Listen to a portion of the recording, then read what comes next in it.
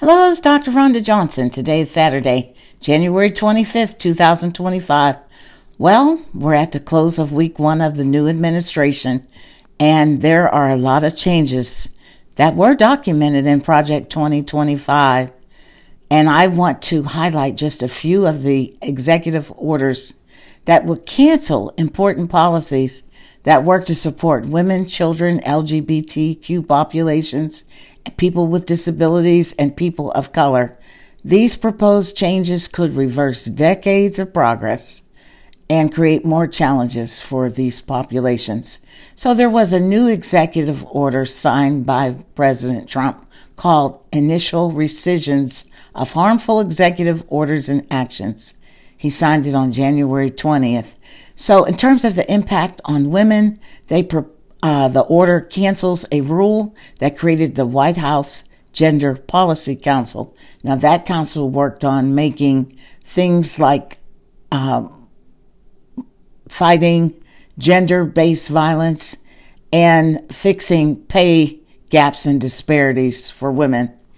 In terms of impact on children, the big one is the risk to the birthright citizenship. The government on the executive branch wants to end birthright citizenship, which is part of the 14th Amendment.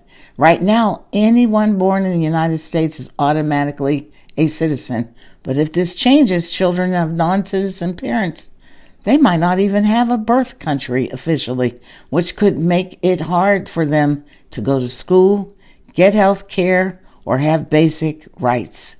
Then there are changes that will impact people of color.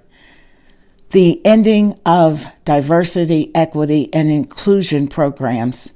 The order cancels programs in the federal government agencies that focused on DEI. Now, these programs work to fight racism and make sure people of all backgrounds were included. And without them, there might be less support for people of color and LGBT populations and people with disabilities.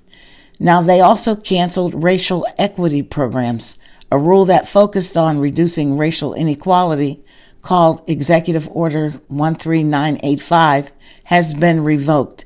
This means that the federal government is stepping back from efforts to fix problems like unfair treatment in housing, jobs, and health care. So these issues could now get worse.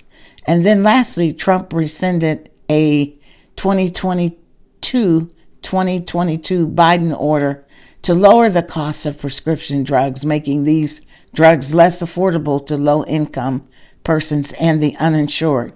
So in summary, all these changes cancel important policies that work to support women, children, LGBT people with disabilities, and people of color. And this could reverse decades of progress and fairness. So we'll have to stay tuned. I'll be reporting on some of the programs in the upcoming days and their potential impacts on vulnerable populations. But I do want to say, don't get discouraged, folks. I know it does sound discouraging, but we've survived all this time, and we'll figure it out. We will. I don't have any solutions. I don't have a strategy, but I have confidence that we'll get through this. Take care.